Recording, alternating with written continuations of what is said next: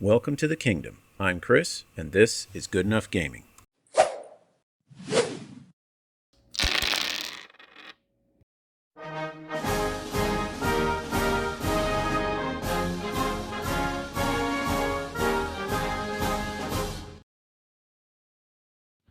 Howdy folks, and welcome to this army showcase where we're going to take a look at my Fyreslayers or Volcanic Dwarves, depending on which game system you tend to favor.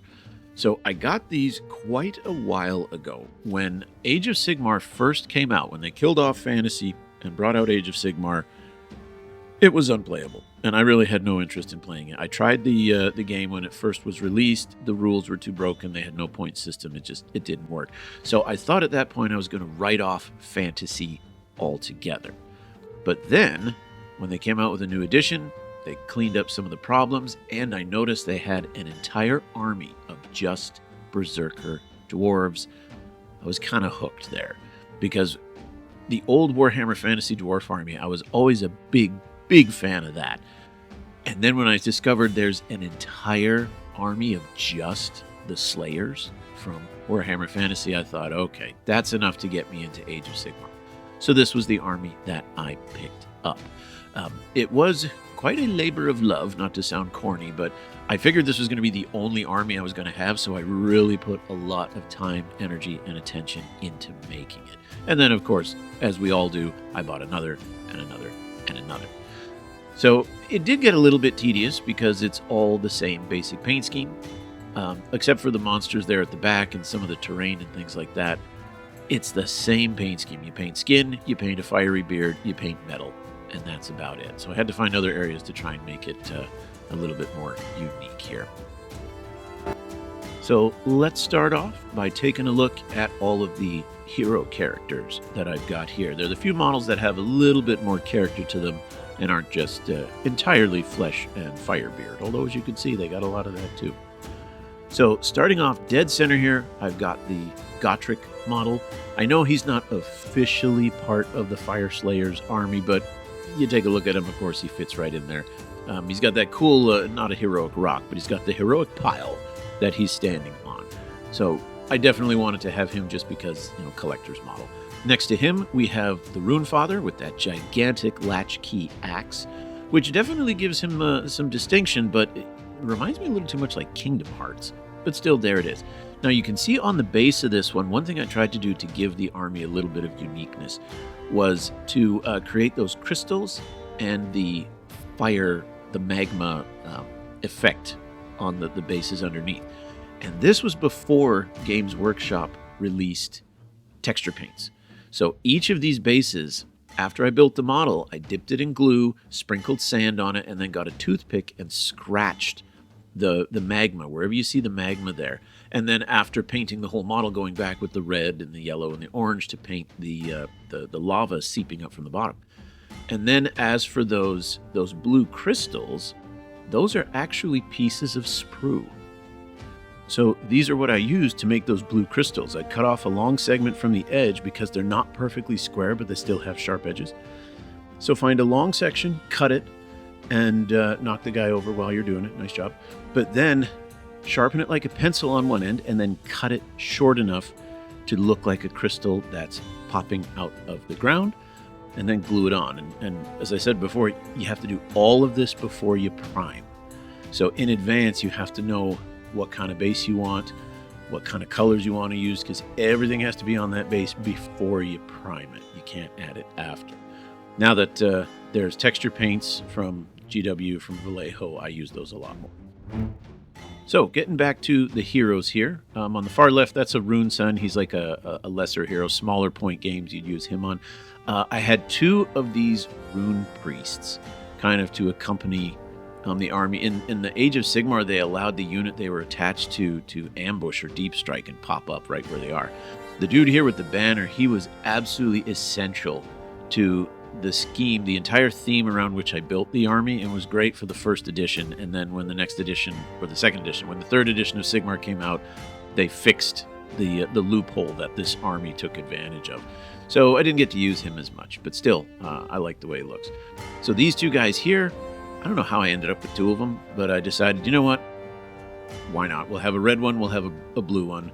I always like to have like pairings in my armies. Something about having, like twins or like, counters, like yin and yang kind of a thing going on there. So I guess that's what I did with those.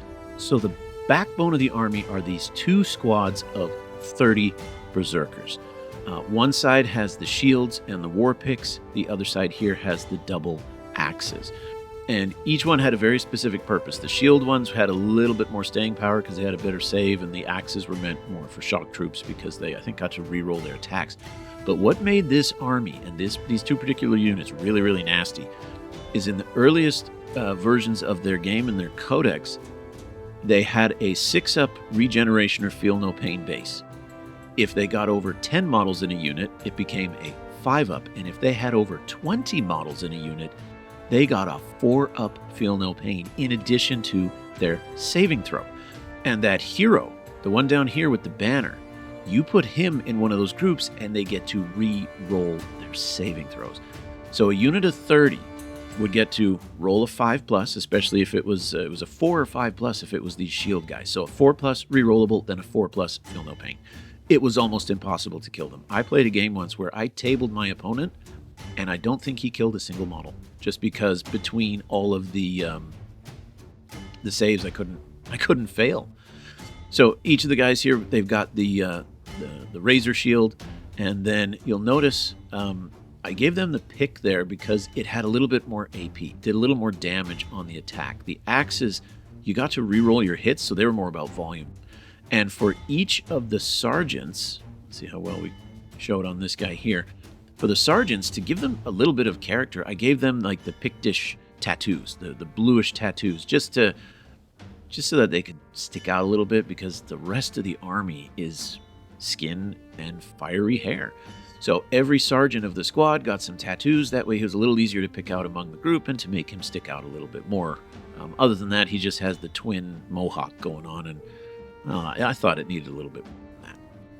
Then over here, kind of rinse and repeat, 30 of the berserkers with the twin axes. They had a slightly worse saving throw. I think it was a 5+ because they didn't have shields, but they had extra attacks and they got to reroll. So I would typically take the big squad on the right and have it sit on an objective, and you're never getting through it. And the squad on the left, I would throw at the enemy objective, and they could usually chew through most of it, especially given that each of these models also had a throwing axe. So they have a ranged attack, they have a melee attack, and they're darn near impossible to shift off of any objectives. So I felt kind of bad. It was cheesy. It was a bit of a loophole, but boy, were they good. Over here, we have a unit of the Auric Hearthguard. These are the marksmen. They have these cool hand cannons. I didn't go crazy berserk with them, but a unit of 10 just to have some firepower.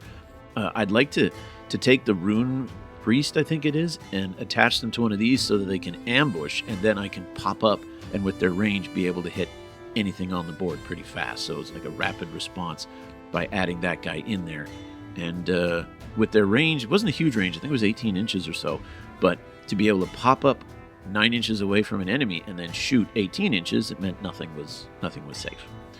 And then over here, the other specialist unit, the Hearthguard Berserkers, you could have equipped them with a giant like poleaxe or almost like a halberd, or with these really cool weapons here that have the little chain brazier following in behind. And I thought that was pretty awesome.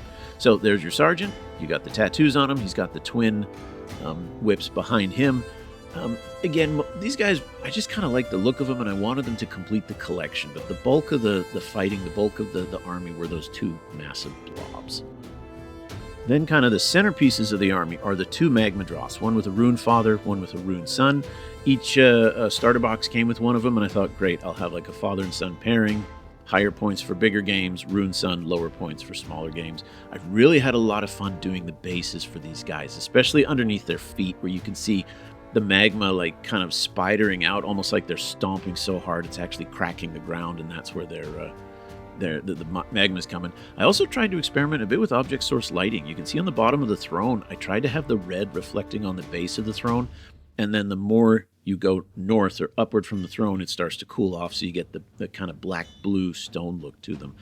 But I was really pleased with how these turned out. There was airbrushing, dry brushing, layer painting. I spent days on each one, and I'm really pleased with how they came out. I think they look really good. Didn't get to see too much table time, though, because They were expensive, and at the place where I played, they only had a small group that played, and not many folks had big point armies, so they didn't get to see too much table time, unfortunately. Then moving over here are the peripherals. When GW started releasing scenery and endless spell models, I figured I gotta get them just to have the collection because my OCD kicked in. So they're good looking stuff. I can use some of them as terrain. Some of these I actually use as models now in my one-page rule games. So for example, that magma spurt there, you could use that as some kind of fire monster or a terrain piece, a volcano. Anyone right now put in the comments what awful jokes Josh is probably making if he were here talking about that. Then you have the kind of the magma the magma creature. Not happy with the way I painted him. I was hoping for another magma droth, but for some reason I just wasn't on point, and he came out looking bad. And I just haven't had the wherewithal to repaint him. But I've used him in several of my bat reps. And then over here we have the baby carrot wall. It was supposed to be like magma crystals, and I don't know, maybe I didn't quite do the blending effect well enough, but it's supposed to be a wall of fire. Instead, it looks like a package of baby carrots. And then, of course, at the very back there, you have the forge, which I'm a little more happy with that. So there is my army of Fyreslayers / Volcanic Dwarves. They've seen a little bit of love in one-page rules.